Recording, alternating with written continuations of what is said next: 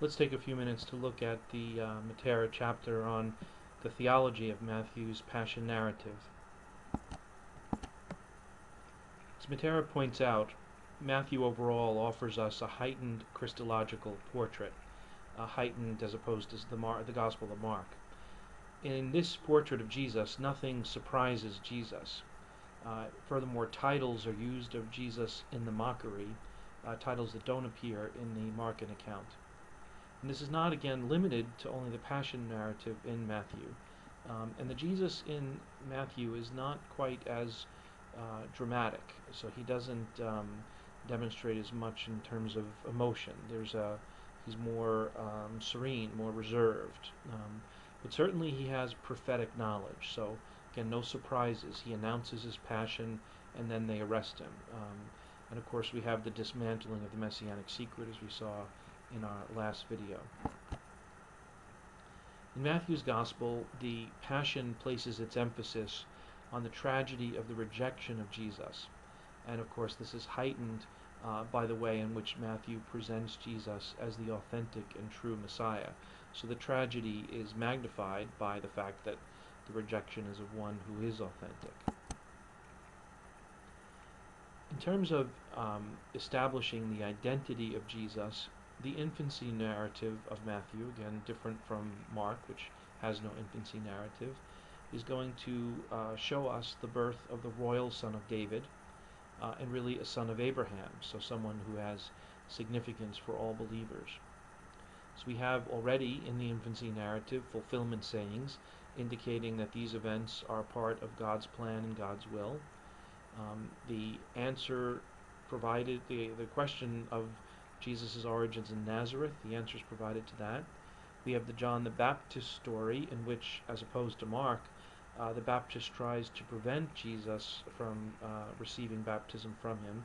Of course, the effect of the scene is to highlight Jesus' superiority to the Baptist. In terms of the temptation taunts, again, we see the use of titles.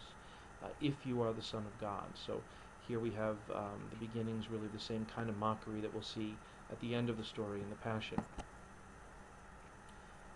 As Matthew lays out Jesus' ministry of teaching and healing, so the Galilean ministry, we hear from Jesus the Sermon on the Mount. We see him do 10 mighty works. We hear his missionary discourse. Overall, the picture is of Jesus as the authoritative teacher who brings Mosaic law to its fulfillment. And of course, we see contrasts established between Jesus and Moses. So even though there are parallels, the distinctions are also drawn. Jesus is one greater than Moses. Moses was an intermediary who delivered God's law to the people. Jesus will be one who is on top of the mountain giving the law in the Sermon on the Mount. In the miracles of Jesus in Matthew, we see that Jesus is powerful, but that his power is exercised on behalf of the people. He is a servant of the people. We see him also send his disciples on a mission to the lost sheep of the house of Israel. So this is distinguished from Mark's Gospel, where they simply go out on mission. So Matthew seems to want to make it explicit that the mission here is still to Israel, not yet to the nations. And this is a confirmation then of Jesus' identity as the authentic Messiah for Israel. So Jesus is presented here as the Messiah, the Son of God, one powerful in word and deed, who comes to reestablish Israel. In the Passion narrative of Matthew's Gospel, we have the rejection and crucifixion of the Messiah. In leading up to the Passion narrative, we have the rejection and the crucifixion of the Messiah. We have the inquiry of John, who is this Jesus? Jesus answers it by pointing to his deeds and gives a sermon to confirm it. The climax of Jesus' identity occurs with the Pharisees. Remember, Matthew's Gospel is characterized by a lot of polemic, especially with the Pharisees. And they accuse Jesus of casting out demons by Beelzebul. By contrast with them, Jesus is depicted in the narrative as the gentle and lowly Son, one who enjoys an intimate knowledge of the Father. Here, by the way, there's an interesting parallel with the Johannine account. He's also, though, depicted not only as one greater than Moses, but one greater even in the temple. And as we saw in Mark, there's going to be an emphasis on his humility. He is a servant Messiah rather than a warrior king.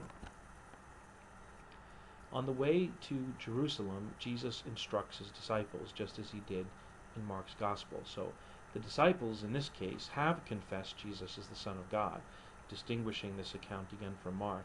But like the disciples in Mark, they don't fully understand the content of this. And so Jesus must instruct them, and he does offer here in Matthew's Gospel passion predictions, just as he did in the Markan account.